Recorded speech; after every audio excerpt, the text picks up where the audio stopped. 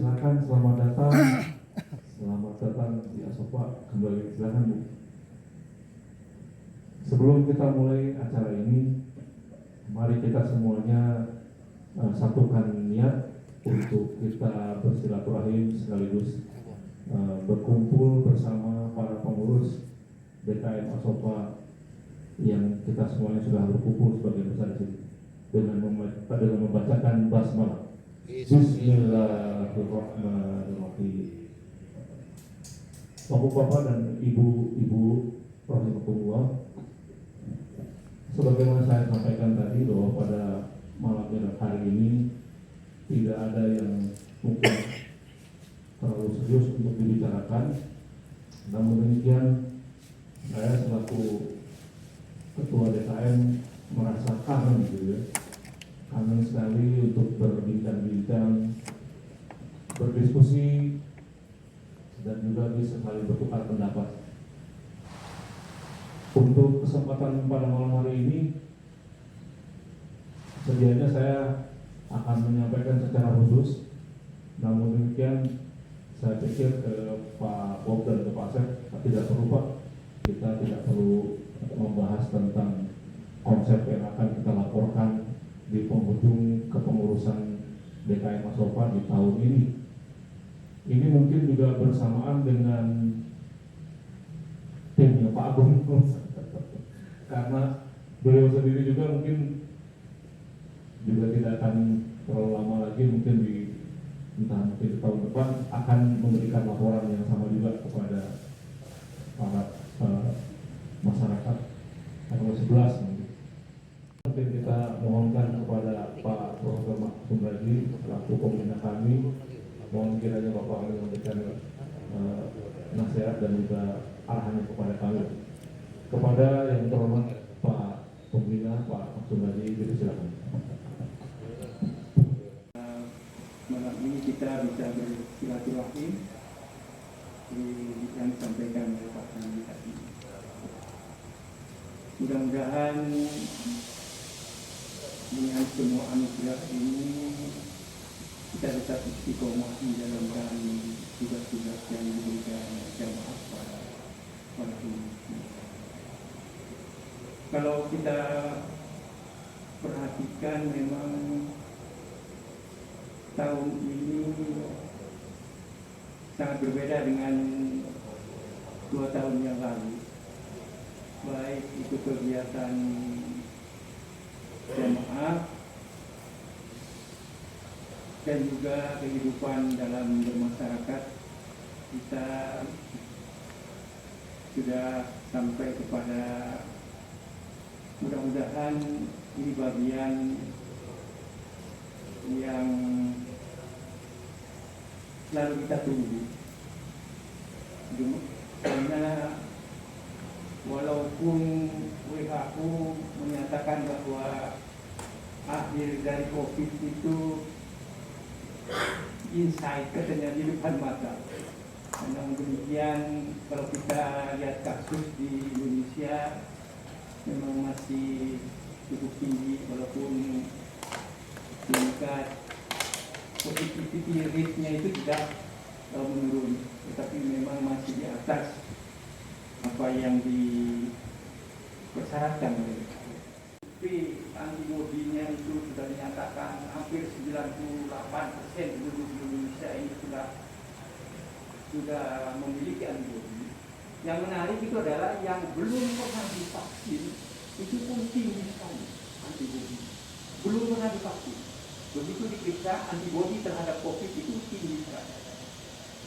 Berarti vaksinasi secara alamiah itu meningkatkan antibodi bagi orang-orang yang sudah divaksin. Setelah itu, jika demikian, walaupun kena flu, batuk, mudah-mudahan bisa ditanggulanginya. Saya tadi mendengar Pak Sandi menyampaikan bahwa kepengurusan ini sudah sampai pada bulan-bulan terakhir.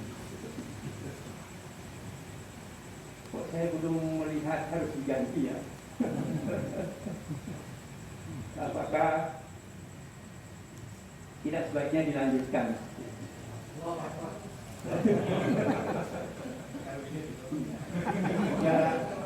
Sehingga aktivitas itu bisa terus dijalankan, dan saya rasa memang semua yang aktif di sini dan benar-benar bekerja lillahi ta'ala, karena dengan ikhlas itu Allah Subhanahu wa ta'ala akan menolong kita semua. Mudah-mudahan akan diganti, tidak jauh-jauh, akan ada di sekitar ini juga pengurusnya, dan dengan demikian ritmenya itu akan menjadi tetap continue program-program. Di sisi yang lain,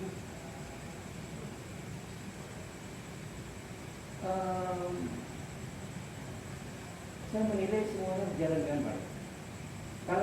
Kalau setiap Jumat itu saya sering memperhatikan bagaimana pola ataupun materi yang disampaikan oleh khotib-khotib Jumat itu sebetulnya semuanya, jadi itu wasatonya, artinya jalan yang terbaik, dan tidak ada hal-hal yang tidak kita inginkan disampaikan di dalam khotbah-khotbah.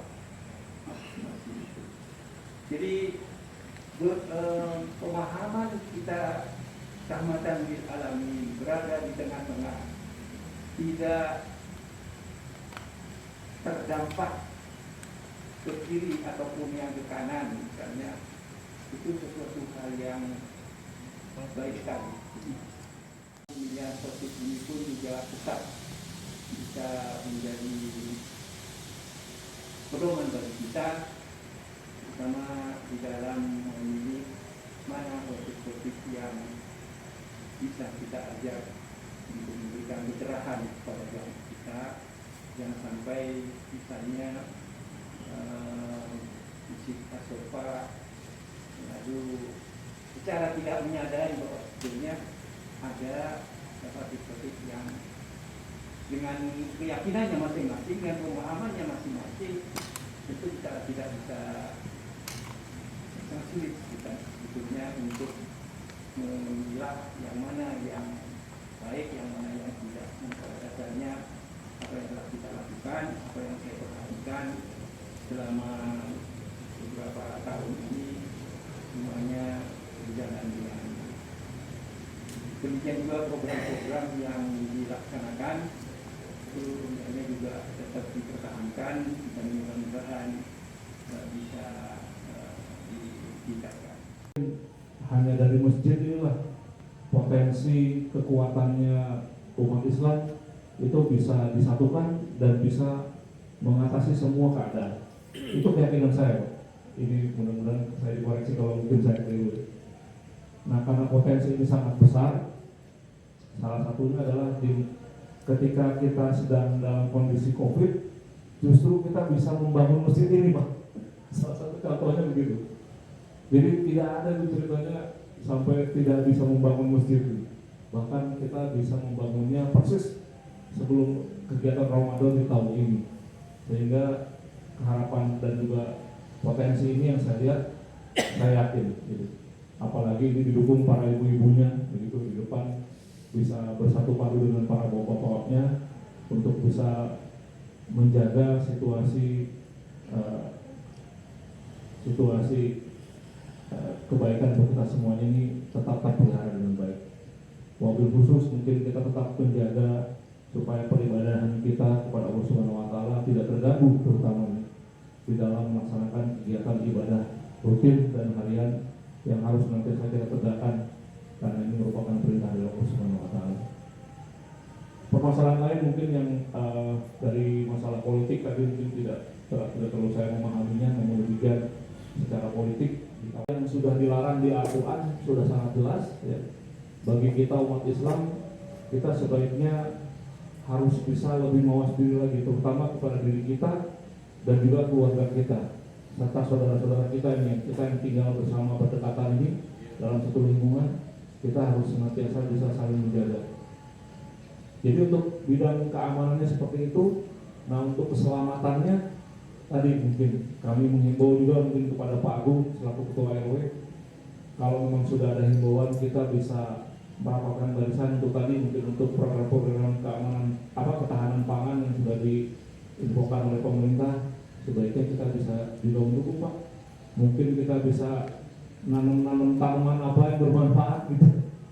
Mungkin mau coba-coba nanam sayuran atau mau nanam hidroponik atau mau nanam apa.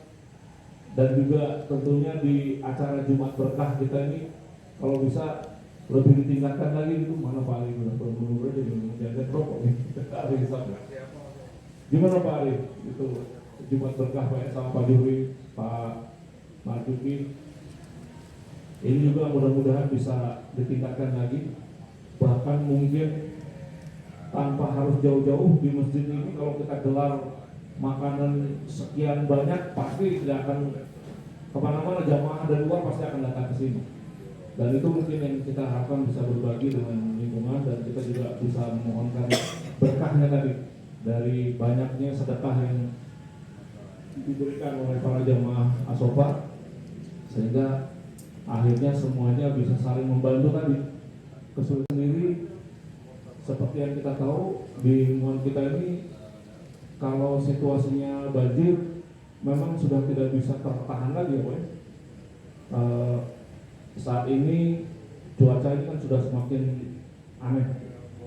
Kalau sekarang masuk ke bulan Oktober gitu sebentar lagi, tapi situasinya kok kadang panas, kadang hujan.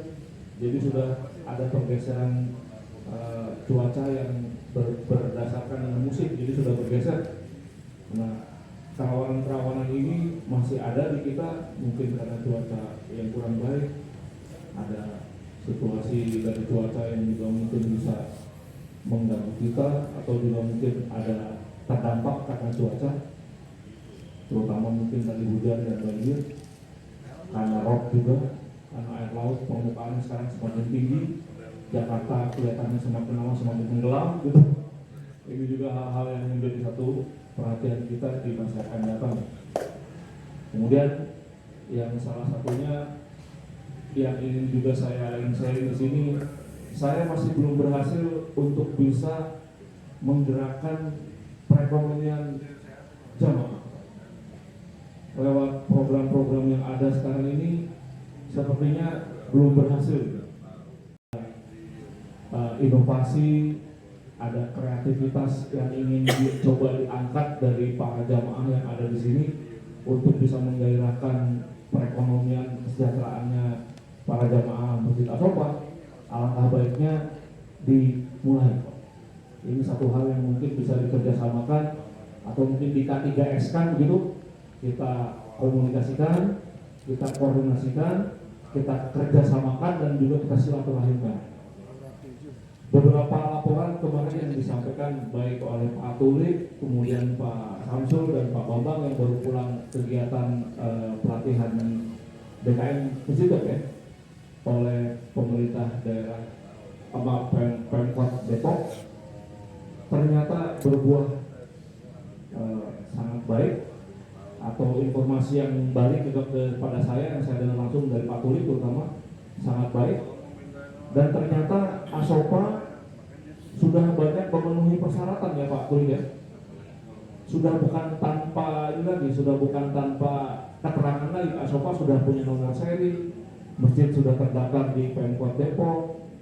Hanya saja kita tuh belum kebagian jatah terus. Aduh, mungkin ini perlu dikomunikasikan tadi. Kita perlu K3S ini kayaknya. Dan Asofa mulai sekarang mungkin tidak boleh diam, kita harus keluar Pak. Kita harus bisa maju. Mungkin kita yang menghadap para pengurus dari Kementerian Agama Pemkot Depok, kita sowan ke sana. Saya siap maju Pak. Saya akan bersama-sama Bapak-Bapak untuk bisa mengkomunikasikan, mudah-mudahan pembangunan yang ada di Masjid Asofa juga bisa diteruskan. Bahkan mungkin kita coba selesaikan toilet untuk ibu-ibu yang di pojok sebelah dekat rumah Pak Bu itu. dan juga kita tata lagi rak buku untuk perpustakaan kita supaya tidak terlalu kecil seperti sekarang ini. Sekaligus juga kita bisa mendapatkan dukungan atau bantuan dari pemerintah yang selama ini sepertinya kita jarang sekali, kita sendiri sangat mandiri di Asopa ini. Dari pemerintah daerah, mungkin dari Pemkot itu belum kelihatan. Kemarin dapat sumbangan tapi diwujudkan jalan gitu. Kalau kita sekarang yang diarahkan ke masjid belum ada ya. Mudah-mudahan ke depan kita dengan lebih membuka kita komunikasi, maksudnya dengan berdiplomasi tadi, mudah-mudahan kita bisa mencoba menembus itu dan kita bisa mendapatkan juga keuntungan ataupun mendapatkan kerjasama yang baik dengan para pihak yang tentunya mungkin punya kemampuan ini. Nah, ini mungkin beberapa hal penting yang coba saya sharing. Wabil khusus untuk kegiatan program peribadatan ini, saya kemarin ngobrol-ngobrol sama anak-anak, putranya Pak Agung di siapa Mas Azam, Mas Azam, Pak teman-temannya itu yang sepantaran tuh, Pak di sini nggak ada ngaji untuk anak-anak yang seumur kita nih. Ada kan satu anak itu agak besar tuh Pak, siapa namanya? Yang pintar ngaji juga tuh, siapa namanya itu?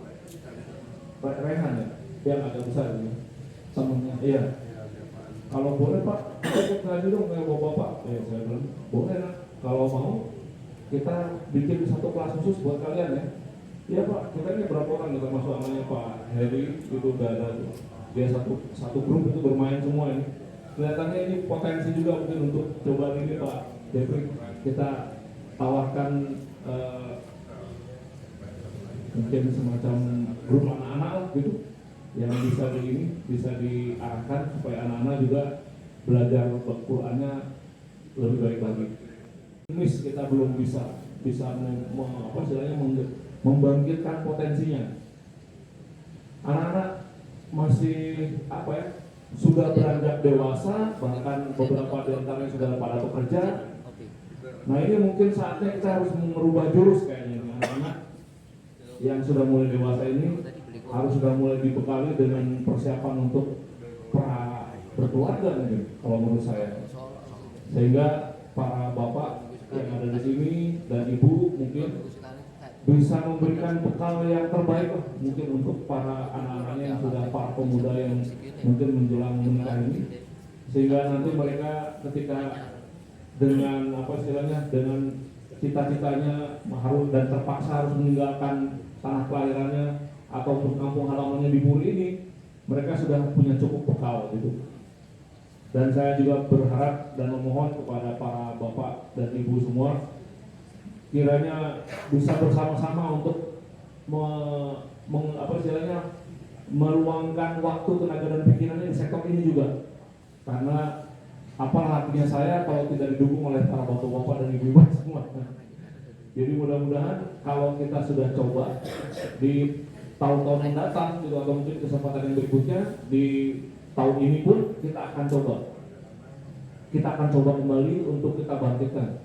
Tadi dari sisi keamanan kita akan coba wujudkan untuk keamanan para jamaah ini gitu ya. Dari hal-hal yang tadi sudah disampaikan situasinya, masih beruntung kita di sini nggak ada geng motor, nggak ada yang terlalu ekstrim di sini Pak. Kan untuk bapak-bapak sudah ada pelajaran tahsin ya, mengaji setiap hari Ahad sore. Tapi kalau misalnya ada yang punya keinginan di waktu yang lain, saya belum pernah dengar nih, barangkali ada, mohon kiranya disampaikan. Demikian juga yang masih belum berhasil saya buat itu adalah program memperbanyak imam masjid atau imam sholat Pak, imam sholat wajib gitu. Ini salah satu potensinya itu ada di beberapa bapak-bapak, saya tahu persis ini. Namun demikian, ini di ratingnya nih sudah ada gurunya sebetulnya. Ini Pak Hussein ini sebetulnya segala bisa. Dengan waktu singkat saja asal ada bapak-bapak yang sudah siap dan berkenan menjadi para imam sholat wajib, ya. Kalau sholat duhur asar kan tidak ada suaranya, maksudnya pas yang bersuara ini Pak, pas maghrib, isya dan subuh. Monggo, silakan. Dan juga tentunya di masjid ini tidak ada soal Pak, tidak ada masalah antara yang membaca kunut dengan tidak kunut, itu tidak masalah. Jadi tidak pernah dipersoalkan di sini. Oh kalau Pak Sandi kan suka baca kunut. Kalau nggak baca kunut itu nggak ada masalah. Karena yang penting itu kita harus sholat, gitu, sholat subuh berjamaah di sini. Dan siapapun yang memimpin tentunya jamaah sofa ini sudah terkenal dari dulu manut semua, nggak ada yang mempersoalkan masalah yang seperti itu. Kita diskusi dan mohon kiranya ada satu lagi di sesi yang berikutnya adalah kami mohon kepada Pak RW untuk juga menyampaikan saran, masukan dan nasihatnya Pak, agar supaya kami yang bertugas ini senantiasa mendapatkan pencerahan kepada yang terhormat Pak RW, Pak Agung dipersilakan. Assalamualaikum warahmatullahi wabarakatuh. Waalaikumsalam warahmatullahi wabarakatuh. Innal hamdalillah wassalatu wassalamu ala Rasulillah wa ala alihi washabihi ajmain wa man tabi'ahum bi ihsan ila yaumiddin wa ba'd. Yang saya hormati Profesor Maksud selaku Ketua Pembina PKN Sita Sofa, yang saya hormati dan saya cintai Pak Sandi beserta jajarannya dan semua pengurus yang ada di sini. Ini pengurus PKN juga pengurus RW. Jadi tadi saya bilang ini rapat PKN gitu ya. Sekaligus rapat RW. Ya mungkin tadi terima kasih Pak Sandi atas wawasan tentang geopolitik. Jadi kalau tadi Pak Sandi menyampaikan tentang geopolitik, ini perang yang jauh dari kita, Ukraina sama Rusia. Saya jadi ingat surat Ar-Rum.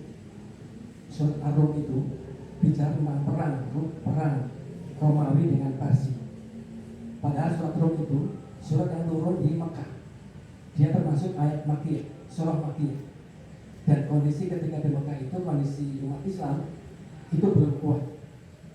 Tapi Allah sudah memberikan tentang geopolitik kepada umat Islam ketika itu. Jadi kalau tadi Pak Sandi tentang Ukraina dan Rusia, dampak langsungnya mungkin tidak, tapi itu bagian dari pengetahuan geopolitik kepada kita. Jadi umat Islam itu memang harus paham tentang geopolitik terhadap isu LGBT yang di Indonesia semakin menguat. Karena itu bahkan ada satu semacam persepsi yang berkembang di kalangan anak muda yang ini sudah sampai pada tahapan agak kritis, bahkan mengkhawatirkan, bahkan siaga satu ketika Dr. Dewi, spesialis penyakit kelamin dan kulit, itu mengatakan begini, sekarang anak-anak muda, pria-pria muda itu punya satu prinsip, kalau punya pacar dia akan jaga keperawanannya sampai nanti dia nikah. Tapi karena anak muda ini libidonya tinggi, maka kemudian dia juga punya pacar yang lain yang bagi dia, secara seksual itu aman. Beliau mengatakan sekarang banyak anak-anak muda, pria muda itu punya pacar dua, satu perempuan yang akan dia nikahi nantinya, kedua pacarnya laki-laki. Dan yang paling parah kata Dr. Dewi, di videonya itu disambungkan lewat jubur. Justru itulah pangkal masalahnya. Islam sudah jelas mengatakan itu haram. Udah gitu sama laki-laki, jadi dua kali dosa. Nah, jadi sekarang banyak penyakit kelamin yang menimpa anak-anak muda kita.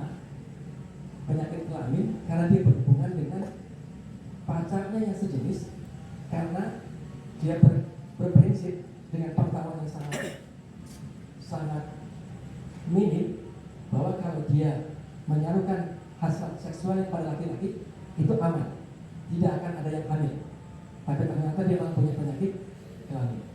Nah, saya berharap kita semua di PKN yang sekarang sudah sangat baik, tapi kita perlu lebih serius untuk merespon tantangan ke depan, ancaman ke depan. Karena itu saya mengusulkan kepada pengurus dan kita akan support semuanya di sini. Ketika kita bicara program, maka kita harus sudah mulai memperhatikan tentang segmented. Dan saya melihat di Puri ini segmennya paling tidak ada 4. Dan ini semua harus kita perhatikan dengan sangat serius. Pertama, bapak-bapak. Kedua, ibu-ibu. Ketiga, para pemuda. Dan keempat, anak-anak. Maka semua ini harus kita garap secara serius. Dan karena karakter masing-masing beda-beda, maka programnya pun harus beda-beda. Karena ternyata kita tidak bisa bikin satu pengajian yang kita harapkan semuanya datang. Pemudanya datang, anak-anaknya datang, kelihatannya nggak bisa. Anak-anak tidak bisa disentuh dengan ustadz yang sudah kalangan tua. Anak-anak muda kita juga mungkin tidak bisa dengan ustadz yang memang untuk kalangan kita. Jadi kalau menurut saya, kita support anak-anak muda untuk membuat pengajiannya sendiri dengan ustadznya sendiri. Ya. Tapi paham wasitiyah, moderat. Jadi jangan sampai kemudian ketika anak muda mengusulkan pembicara, maka approach-nya tetap di DKM. Silakan Anda menentukan ustadznya, tapi ustadznya itu harus mendapatkan approve dari kita dari DKM. Supaya apa? Saya sepakat yang perlu masuk, kita menjaga moderasi keberagaman di Asopa ini dan di Puri Anak ini terjaga. Sehingga kalau bahasa tadi tidak ada paham radikal yang ada di Asopa. Itu menjadi tugas kita bersama. Dan kemudian yang berikutnya, beberapa waktu yang lalu Pak Sandi Asopa sudah pernah mengajukan pembangunan rencana masing-masing dan sudah saya salurkan. Tapi karena waktu itu ada pengurangan hibah masjid dan yang dikurangi itu adalah hibah kepada masjid komplek, maka kita tidak dapat. Tapi saran saya sudah pernah bilang Pokok segera ajukan proposal berikutnya karena Desember ini kita harus masuk nih Pak. Jadi Desember sampai Januari kita punya waktu. Jadi silakan saya akan bantu. Walaupun Desember nanti saya sudah selesai pengurus RW, saya akan bantu Pak. Karena saya akan berakhir di Januari, Desember pemilihan RW. Jadi Desember ada akhir nanti akan ada ketua RW baru karena akan dilantik Januari 2023. Jadi silakan kita terpacu dengan waktu, silakan diajukan renovasinya. Nanti bisa kita salurkan ke Pemkot Depok sama provinsi untuk bisa menjaga pemuda-pemuda kita, anak-anak kita, supaya mereka tumbuh dengan budaya ketimuran dan dia tumbuh juga sebagai seorang muslim sejati. Jadi muslim yang Indonesia, Indonesia yang muslim. Itu dari saya. Sekali lagi, oh ya terima kasih Pak Sandi, masalah ketahanan pangan.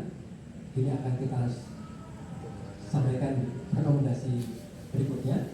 Karena kemarin sudah seperti program tapi ternyata eksekusinya tidak gampang gitu ya. Dan juga sekarang ada program ramah anak. Jadi tentang penangkalan LGBT segala macam. Ini kita bisa sinergi antara program RW ramah anak dengan DKM, sehingga kita berharap kolaborasi ini. Jadi Bapak Ibu sekalian, saya dengan Pak Sandi ini kolaborasi dari awal kepengurusan. Jadi saya kadang-kadang bantu di kegiatan DKM, Pak Sandi juga bantu di kegiatan saya di Agustus. Kita bikin program malam waktu itu, upacara bendera. Kemudian COVID kita berhenti semuanya. Mudah-mudahan ke depan kita harus bisa berkolaborasi antara RW dengan DKM karena ingin menjadi tugas kita bersama ke depan sehingga kita bisa menghadirkan Puri yang guyup, nyaman, dan religius. Assalamualaikum warahmatullahi wabarakatuh. Yang pertama di sini saya tadi sudah sedikit diskusi dengan Ibu Litin di seksi dakwah, kemudian juga sudah ada diskusi diskusi juga dengan Ibu Dina yang membawahi seksi pemuda, menambahkan apa yang sudah disampaikan Pak RW tadi. Kita juga concern kepada pengajian yang dikhususkan untuk remaja, baik itu remaja putra dan putri. Dan pengajian ini mungkin sudah bisa diwujudkan atau direalisasikan mungkin di bulan depan, di momen 28 Oktober mungkin. Nah, seperti yang disampaikan Pak RW tadi, kita memang harus mencari pencerahan yang memang bisa diterima oleh remaja secara penyampaian, karena tentu akan berbeda dengan penceramah yang biasa hadir di Asofa yang memang segmennya adalah bapak-bapak dan ibu-ibu. Itu yang pertama. Sudah disampaikan mengenai adanya pelatihan imam untuk bapak-bapak. Tetapi di sini yang ingin saya sampaikan adalah sepertinya kita sudah harus memikirkan pelatihan imam untuk remaja putra, dan itu harus sedikit dipaksa, karena kalau tidak pernah diberikan kesempatan para remaja itu tidak pernah juga mereka belajar. Kalau diberi kesempatan, insya Allah akan belajar, kemudian juga akan punya keberanian untuk menjadi imam, karena imam tidak ditentukan dengan usia, tapi ditentukan dengan kemampuan pembacaan Al-Qur'annya. Saya ingin sedikit bercerita, Pak Sandi. Jadi, Masya Allah, dengan adanya ruang untuk azan, untuk iqomah, itu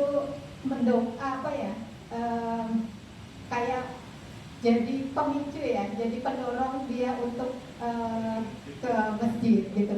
Nah, mungkin ini juga bisa untuk teman-teman yang lain yang tidak mengajukan. Jadi punten mungkin nanti bisa dibikin jadwal yang iqomah itu anak-anak gitu kan, sudah ada satu tim itu ya iqomah gitu, dan ini kan remajanya yang jadi imam, ini iqomah gitu, mungkin adiknya iqomah gitu. Mungkin salah satunya adalah tadi perpustakaan ya, fasilitas. Tadi Pak Sandi menyampaikan akan juga mengembangkan perpustakaan. Nah, saya mengusulkan ini bagaimana kalau ya memang ini kita siap membantu Pak kalau merapikan gitu. Terus mungkin nanti ada buku anak-anak. Jadi mungkin saya berpikirnya kalau ada buku anak-anak, buku cerita Rasulullah atau apa, anak-anak tambah terdorong untuk ada buku cerita ini sampai menunggu azan gitu. Seperti itu tuh Pak. Baik, itu aja. Assalamualaikum warahmatullahi wabarakatuh. Mungkin perlu ada TPA lah mungkin di sini, tempat pengajian Al-Quran untuk anak-anak. Pak Jeffrey mohon dapatnya nanti bisa di riset begitu, dan kita coba untuk bisa wujudkan Pak. Nah, di sela-sela itu sambil kita coba benahi mungkin Pak Jenal untuk perpustakaan kita mulai coba reka-reka posisinya di mana kira-kira yang pas untuk menyimpan rak buku itu supaya kelihatannya lebih baik. Sejalan dengan rencana-rencana kita ke depan untuk bisa membuatkan fasilitas toilet khusus untuk ibu-ibu. Itu tidak bisa dihindari lagi, karena setiap ada yang datang ke masjid ini, karena kita kan masih menyalakan lampu tulisan Pak, Masjid Asofa belok kiri itu Pak. Banyak sekali orang sini Pak datang, jamaahnya perempuan datang satu mobil itu, ibu-ibu semuanya banyak. Begitu turun, Pak, di sini toiletnya di mana? Nah, itu pertanyaan pertama yang saya dengar pasti itu. Sehingga kalau ya di sana gitu, rasanya kok belum pas ya, karena di sana kan itu multi seks gitu. Jadi laki perempuan di sana gitu kan. Tidak bisa dijadikan satu sebetulnya harusnya gitu. Artinya ibu tuh kita siapkan tempat yang lebih baik di sana di bawah gitu, dan terjangkau karena aktivitasnya kan tidak jauh dari tempat ini. Sementara di sana memang khusus buat bapak-bapak, dan juga tentunya kalau yang rutin sekali ya rekan-rekan kita satpam ya di situ. Markas untuk kalau toiletnya ke sana gitu. Agak heran juga tuh Bu, kenapa ibu-ibu nggak tanya kapan Pak mau ada tafakur alam lagi, saya pikir mau rekreasi gitu. Kita juga sudah lama nggak rekreasi nih Pak Asep ya. Nah ini juga mungkin mudah-mudahan ke depan juga tetap bisa kita wujudkan walaupun dalam situasi yang seperti ini, namun demikian banyak cara kok untuk bisa kita berekreasi walaupun dengan situasi yang mungkin terbatas, tapi kita bisa saling membantu di sini. Insya Allah kalau dikerjasamakan selama ini kita bisa melaksanakannya dengan baik. Bahkan timnya Asofa dari dulu sudah terkenal dengan rute-rute yang antik-antik ya, unik-unik gitu, di mana itu pada berkumpul antara bapak, ibu, pemuda dan anak-anak gandrung semua dalam sebuah kegiatan sambil kita bertadabbur alam di alam terbuka gitu untuk bisa berekreasi. Insya Allah juga kita bisa wujudkan. Assalamualaikum warahmatullahi wabarakatuh. Pada kesempatan yang baik ini, saya sangat berterima kasih kepada bapak-bapak, terutama Pak Sandi dan rekan-rekan lainnya, bisa berkumpul untuk masing-masing mengingatkan sharing. Mudah-mudahan ini bisa dimanfaatkan oleh bapak-bapak dan ibu lainnya yang mungkin masih ada pemikiran yang ingin disampaikan. Yang ingin saya sampaikan Pak Sandi, ini pertama mengenai remaja tadi sudah disinggung. Kan remaja kita ini sebetulnya sudah pernah kita perintis ya Pak ya.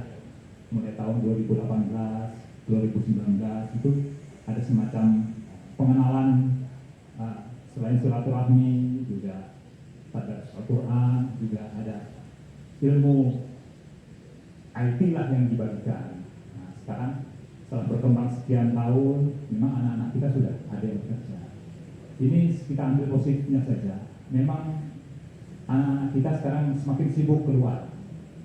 Nah, bagaimana menarik dia kembali ke dalam lingkungan perumahan kita ini, paling tidak 1 bulan sekali lah. Yang sudah bekerja itu pasti punya tambahan ilmu kan Pak, di luar. Bukan hanya selama kuliah saja, dia sudah tambah ilmunya, sudah ilmu terapan lah mereka. Baik dia yang bekerja di perusahaan swasta atau konsultan atau mungkin perusahaan-perusahaan lainnya, jasa. Bukan di bidang saya, yang berkaitan kebetulan kemarin saya nganterin anak saya ke Tegal itu kan dengerin yang saya sedang itu di sana yang bagus itu sinyalnya radio Islami apalah di Tegal Pak. Itu juga pembahasan mengenai azan atau muadzin anak kecil. Nah di situ masih terjadi perdebatan para ulama. Nggak tahu nanti Pak Agung menjelaskan. Akhirnya para ulama bersepakat mereka bisa dianggap sah jika didampingi orang sudah balik. Nah, tapi kalau dia anak kecil tapi sendirian, kemungkinan banyak ulama yang bisa memberikan argumen bahwa itu belum sah. Jadi orang dewasa harus mengulang lagi. Nah, itu dari radio yang betul-betul saya dengar. Jadi mungkin bisa jadikan bahan atau mungkin membuka referensi atau apa seperti apa betulnya. Seharusnya tentunya memberikan bimbingan kepada kita ya, seperti yang Pak tadi saya sampaikan, ini yang perlu kita pelajari lebih lanjut. Insya Allah kita akan pelajari bersama Pak. Yang dari Pak Tulik tentunya ini juga hal-hal yang sangat menarik untuk diteladani karena sebagian besar para pemuda itu juga sekarang banyak yang sudah mempersiapkan diri masuk ke dunia pekerjaan Pak, sehingga kita perlu sekali ada semacam kegiatan itu yang sudah diajarkan kemarin dari tahun 2018-2019 diteruskan, dan juga mungkin senior-seniornya ini anak-anak kakak-kakak yang sebelumnya sudah berhasil mendapat pekerjaan, waktunya untuk mungkin memberikan pengalamannya kepada adik-adiknya supaya adik-adiknya nanti bisa mengikuti kesuksesan kakak-kakaknya, mudah-mudahan. Dan juga mungkin mereka mulai memahami bahwa dunia pekerjaan tentunya sudah berbeda dengan dunia para kemahasiswaan, para kesiswaan gitu, yang selama ini mungkin hanya sibuk dengan banyak-banyak tugas-tugas akademis yang harus dikerjakan, namun demikian di sektor pekerjaan. Dan ini juga perlu mendapatkan bimbingan juga dari bapak-bapak dan ibu-ibu yang tentunya juga mungkin akan menjadi bagian dari kegiatan ini. Waktu tinggal 5 menit lagi, mungkin masih ada waktu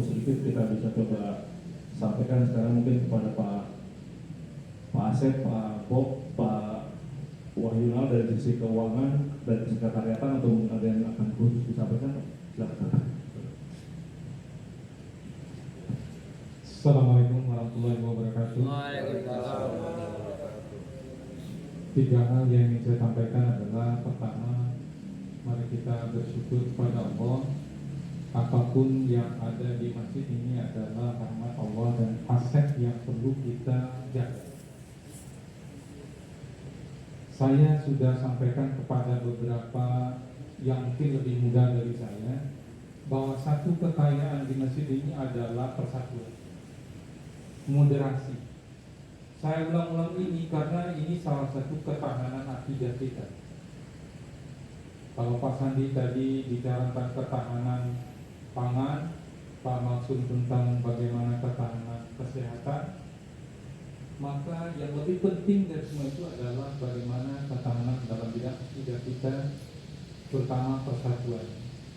Saya ulangi sekali lagi, yang paling berharga di Masjid As-Sofa adalah moderasi atau saling menghormati di dalam keberagaman. Yang pertama. Yang kedua, oleh kawan-kawan nanti, bapak-bapak pelanjut pengurus ataupun yang sekarang, selalu berlandaskan kepada 3 ilmu wajib yang dihadiskan oleh Rasulullah saat berdialog dengan malaikat Jibril, yaitu apa itu iman, apa itu Islam, dan apa itu ihsan. Itu ilmu wajib.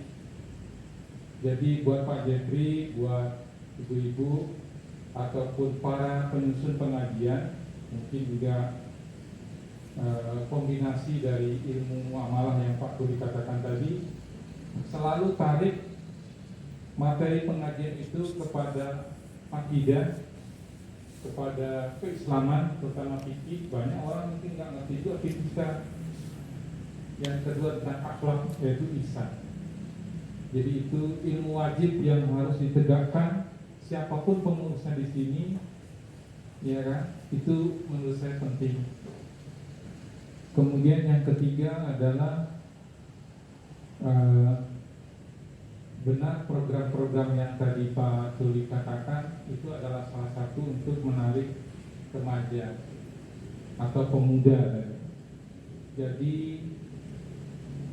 saya kepikiran yang Pak Bung katakan tadi adalah mungkin praktisi yang soleh kali, yang sudah mengalami di dunia pekerjaan, dokter yang sudah mengalami menangani banyak kasus, lalu dia cerita dan kaitkan dengan agama. Itu lebih menarik, tanpa menghilangkan terus-menerus tematik. Itu kan tematiknya. Kembali lagi ke 3 yang tadi, iman, Islam, dan ihsan.